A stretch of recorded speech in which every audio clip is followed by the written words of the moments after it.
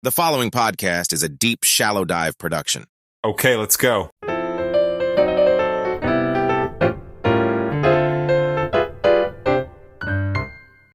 Hey, everybody. Happy Tuesday. And I hope you had a good start to the week yesterday. Okay, so I really spent a lot of time over the past 48 hours, even 72 hours, ever since Saturday, trying to kind of gather my thoughts and gather a lot of information to try and tell a story. And yesterday I spent some time talking with, I called up several good friends, two of them that are Jewish, and then two of them that are not Jewish. And they're not really Muslim. I wouldn't really consider them Muslim in terms of practicing. But again, if you had to ask them what their religion was, they would say that. And I wanted to get their opinions on what's going on. And again, Jewish as in the United States, they've lived here. Muslim as in the United States, they've lived here their whole life. But again, technically, quote unquote, they're those particular religions. And so, these are close friends. So they're people that I don't have to choose my words with or use a filter. And so I can actually talk to them and ask them the real questions that I want to ask. And I will tell you the most interesting thing that came out of talking to all four of them was that they're all kind of clueless on this overall situation between Israel and Palestine, or the Palestinians and Jews against Arabs and all that. And really, they kind of just know what the media has told them. And I thought that was pretty interesting because nobody really knew much about anything. And so it caused me to kind of take a step back and come up with a list of questions that I'm working to answer. And I'm going to read those to you today. I don't have these all fleshed out, but I'm going to read these to you today because, man, this is a very, very lightning rod of a topic. God, I thought like talking about Trump would be controversial, or, we haven't really talked other controversial things like, Black Lives Matters and that whole situation from 2020 and all that. I mean, obviously there was controversy surrounding that, but man, this is like the controversy of controversies, the Mona Lisa of controversies when it comes to this situation that has basically existed in that region for a long time. So let me read a list of questions because I think it's vital that we lay the proper foundation to then again have a intelligent, non-emotional, non-bias, clear conversation through the lens of common sense, and we call a spade with everything. And so I think over the next couple days as I work to answer these, this will be a great foundation for basically having this, it's almost like a multi-day deep shallow dive into this, because I'm telling you, you can't digest this situation in one conversation. You can't digest this situation in one 10, 20, 30, 1 hour podcast. And I'll give you a perfect example of that. And I'm not going to lie, I kind of am guilty of this myself. But let me ask everybody a question, and we'll make this question number one. So, question number one: is Palestine an actual country today? Think about it for a second. Is Palestine a country or not a country? Okay, think about your answer. So, I asked my four friends that I talked to yesterday, two of them that were Jewish, two of them that were Muslim. Again, all four born and grew up in the United States. So, we're not talking about like Israeli Jewish, and we're not talking about, I guess, practicing Muslim, for lack of a better way of putting it, or Muslims that came from, a Muslim country. But all four of those guys said, yes, Palestine is a country. So the confusion is so confusing that it starts right here. And technically, Palestine is not a country. It's a nation state that is only recognized by 130 out of the 192 or 193 UN countries. So there's like 60 countries that don't even recognize Palestine as a nation state. So I went on Google and I asked that exact same question. Is Palestine an actual country today? And like, I mean, it's crazy how confusing getting that answer was. So then I was like, okay, you know what? Let me ask ChatGPT. Let's leverage artificial intelligence that should be able to think about this more clearly than humans, honestly, or more logically, because it's all based on evaluating data. And so I asked ChatGPT, is Palestine an actual country today? And so I took the answer, I took it into 11 labs, and give this a listen. As of my last knowledge update in September 2021, Palestine is not universally recognized as an independent country. Instead, it is a complex political and territorial issue. There are two main territories associated with Palestine: the West Bank, including East Jerusalem, and the Gaza Strip. All right. I'm going to pause it there because honestly, if I let it keep going, it'll confuse the crap out of you, just like it did me. So I'll try to even break up ChatGPT's answer in digestible bites. Man, this is so confusing. But in summary, okay, so let's establish one thing. Palestine, let's call it Palestine, even though it's not a country, it's a nation state. And even as a nation state, it's literally not recognized as a nation state by like 60 out of 190 countries in the United Nations. But for argument's sake, let's think about Palestine as a country. And so Palestine is the West Bank and East Jerusalem, and then the Gaza Strip. And so, God, I might be able to put a map or something into the notes of the podcast so you can see it. But basically, if you were to look this up on a map and you asked Google or whatever, show me a map of the West Bank and Gaza Strip, you'll basically see two sections of land inside Israel. So inside the borders of Israel, you'll see two sections, one the West Bank and then one the Gaza Strip, which is smaller. And they're not really even attached to each other. They're two sort of unattached sections. The West Bank is much bigger than the Gaza Strip, and the Gaza Strip is kind of located in the bottom left corner of Israel, right next to Egypt. And then the West Bank is going to be sort of in the middle right part of Israel. And if you look on a map, so the West Bank borders Jordan and then basically the Dead Sea. So here's a good visual. Think of the state of California. So the state of California, if you think of the bottom left corner, kind of where I live, sort of Orange County, San Diego, that would be the Gaza Strip. And then think of like, where California bends, like the top part bends up into the top part of the state, and then it borders Nevada. So that's where the West Bank is. So again, West Bank, if this was California, it'd be a little chunk that borders Nevada. It's bigger than the Gaza Strip, which would basically be a little strip that's sort of where Orange County and San Diego more. Yeah, actually, that's a pretty good analogy.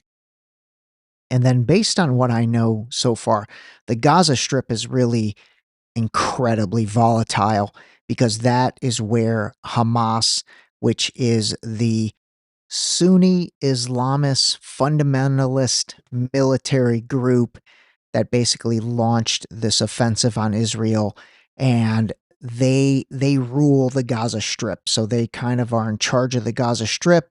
And so that's why the Gaza Strip right now, if you're watching the news, they're talking about Israel bombing the Gaza Strip. That's because that's where Hamas is headquartered versus not really being in the West Bank. Okay, so confused yet?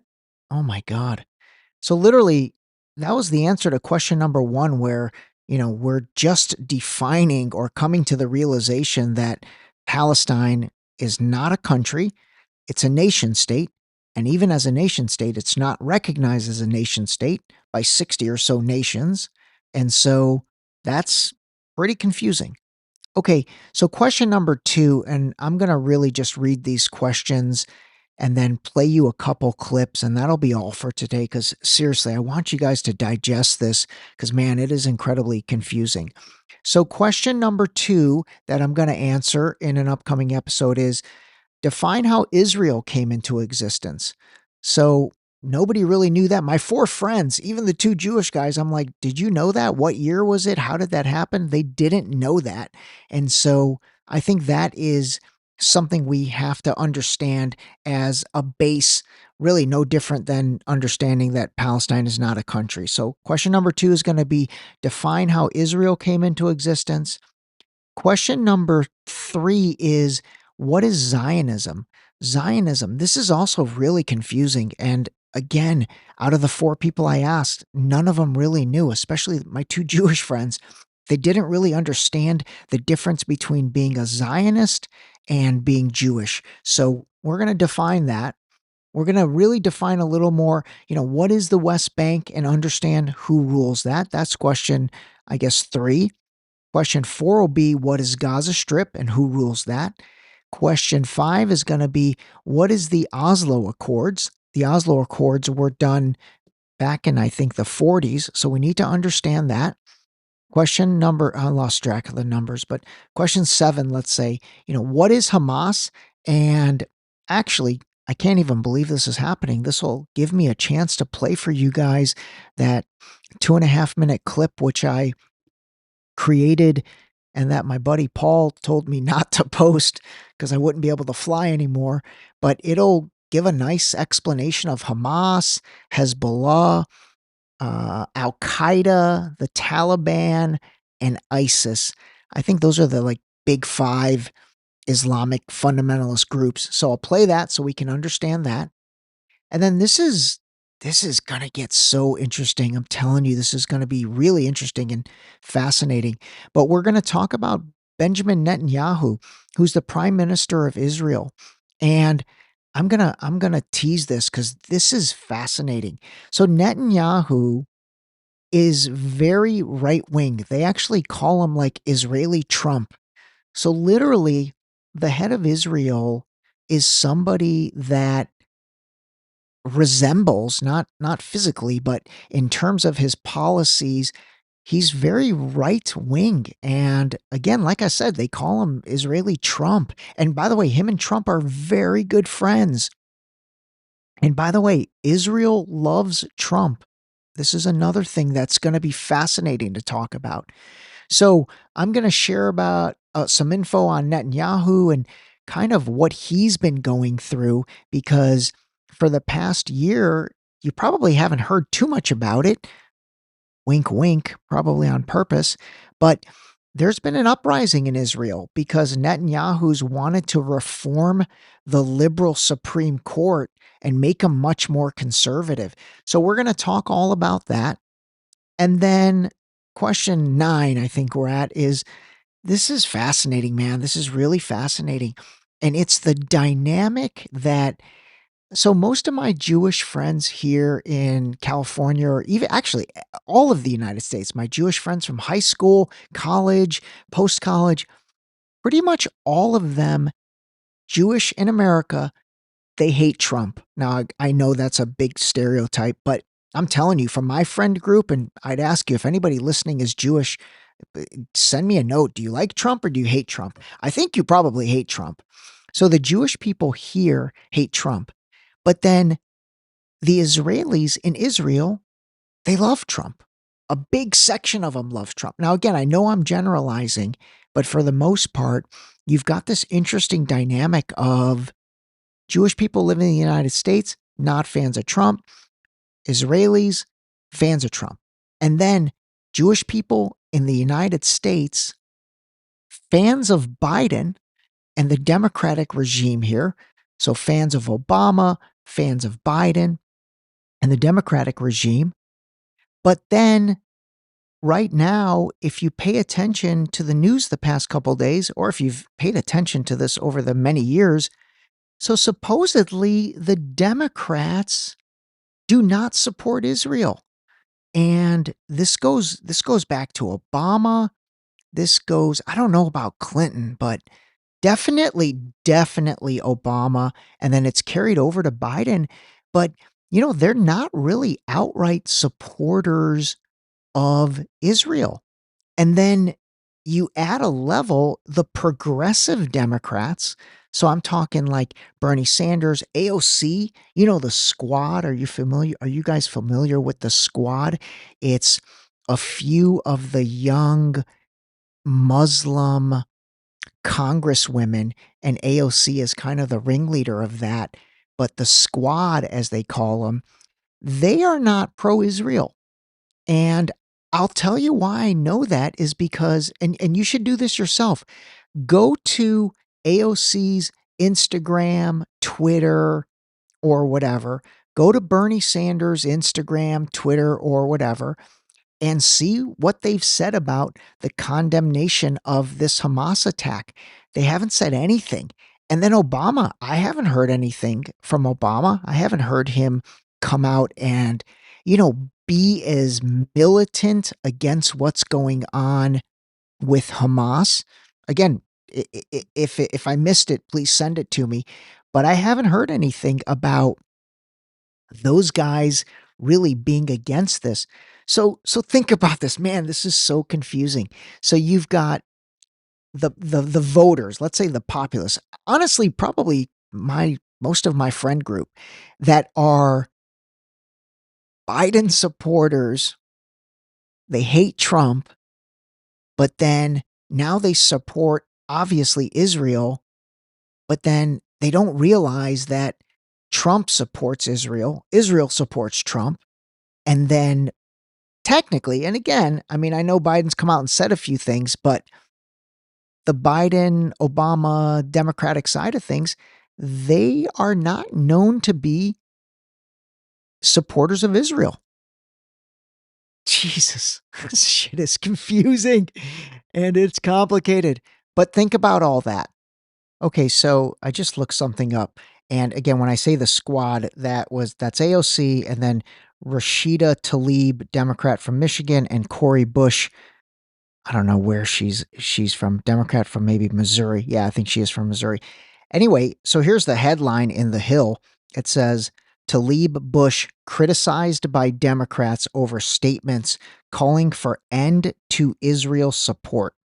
Representatives Tlaib and Bush are facing criticism from fellow Democrats over the weekend over their statements in which they each labeled Israel as an apartheid state and called for the U.S. to end funding the nation amid a surprise attack by Hamas that killed hundreds. So literally a gigantic faction in the Democratic Party is kind of against Israel, and they're pro-Palestine. And I wouldn't say they're pro-Hamas. And by the way, let me be very clear. I don't think anybody's pro-death. If they are, then they're a scumbag. So like, let's be super clear about this. At the top of the food chain is you kill anybody. I don't care who you are, what side you are, whatever. You kill women, children, elderly, and even men. I mean, God, us men are people too. You shouldn't kill. Okay. So that's a given. But knowing that as a baseline, it is interesting that this faction of the Democratic Party is really this is so difficult to talk about. Let's just say they are pro-Palestine and they're not really coming out right now and condemning what's going on. And then here's the last part for today, because man, I can't even believe this is almost 20 minutes. So here's the fascinating part. You know who is coming out and condemning condemning Hamas and like going crazy? It's all the Republicans, like all the right wing, the Lindsey Grahams of the world. And then even like the talk show guys, like the guys who are super far right, honestly, a little too far right for me, you know, the Dan Bonginos of the world, Ben Shapiro. Again, nothing against these guys. I have a lot of respect for them, but they are coming out, I mean, hardcore. It's like, okay, let's bomb Hamas to the moon. And then what's hilarious is, so right now, those guys are on the same side as, like, again, for lack of a better way to explain it, my Democratic friend group who actually hates those guys. Literally, like my friends who are Democrats, liberals, and big supporters of Israel, they frickin' hate guys like Dan Bongino, Ben Shapiro, Charlie Kirk, who else? I don't really consider Tucker Carlson. I think he's kind of above all this. But those right-wing guys, Glenn Beck, maybe throw him in that bucket. So right now, they're on the same team. My friend group and the group of right-wing, let's say, talking heads that they hate, they're actually aligned. And then your people that you voted for, the Biden admin and that group, and even like I've got friends who love AOC. I mean, that whatever, but that's pretty funny and interesting that they don't really even realize, because I'd have to imagine if you are, like, right now, if you are just out of your mind about what's happening to Israel and you want vengeance on Hamas, right? And vengeance on, again, Palestine, for lack of a better way of putting it, but let's not have vengeance on the people. Let's have vengeance on, let's say, Hamas. Oh my God, it's confusing. You realize that the people that, last week you were posting, yay, AOC, you're awesome. Oh my God, I love you. Well, what about now? She's not on your side on this one. All right, I'm actually going to end this here. This was a lot to go through. Again, you might want to listen to this thing twice. I'll probably listen to it like 15 times because this was confusing. But fundamentally, let's start with the base of knowing this. One, that Israel came into existence in like 1948, so it's a very new country, and we're going to talk about how that happened. Two, Palestine is not a country, it's a nation state. And even as a nation state, it's not recognized by a lot of nations. And then, even as a nation state not recognized by a lot of nations or recognized by some nations, it's basically two small little sections inside of Israel. Okay. So, two small little, almost like suburbs inside the bigger state. So, let's start there. You've got the other questions that I asked. I'm going to really, define Hamas better for you, and then we're going to talk about all the issues and situations and understand the current Prime Minister Benjamin Netanyahu, who again is the Prime Minister of Israel and literally known as Israeli Trump. He's right wing, he's hardcore on the right. So just think through all that. Oh my gosh, I almost forgot. I've got to talk about this real quick. I want to talk about two quick things. So, Iran is supposed to be the ones funding Hamas, okay? So, what is interesting about that, and this I'm really researching, is so Iran is Shiite Muslim, okay? Hamas is Sunni Muslim, similar to Saudi Arabia. Saudi Arabians are Sunnis, Hamas is Sunni Muslim, and Shiite and Sunni Muslims are like arch enemies. So then the question becomes, why is Iran funding Hamas, who's Sunni, while Iran is Shiite? So then, the logical answer is, oh, well, they both hate Israel, so that's the greater evil. So they're going to put away their Muslim differences, rise above that, and then they're going to unite under, I guess, the hate of Israel and wanting to go against that. All right, let's take that at face value, and we're going to dive into that more.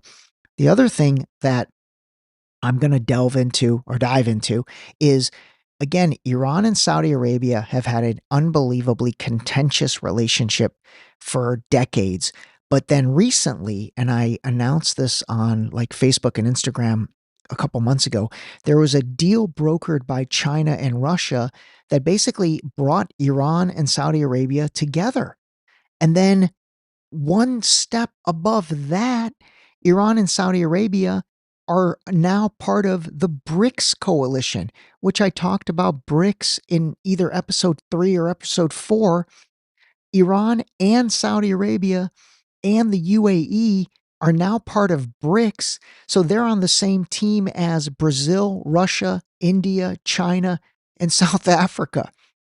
So add that layer of confusion between Sunni, Shiite in terms of Muslim, Iran versus Saudi Arabia, or is it Iran plus Saudi Arabia, Iran plus Hamas, but then they're different factions of the Muslim religion that supposedly are almost as bad of enemies as they are against, Israel. So that's another crazy level of confusion. So I'm going to break that down. And then lastly, I am researching.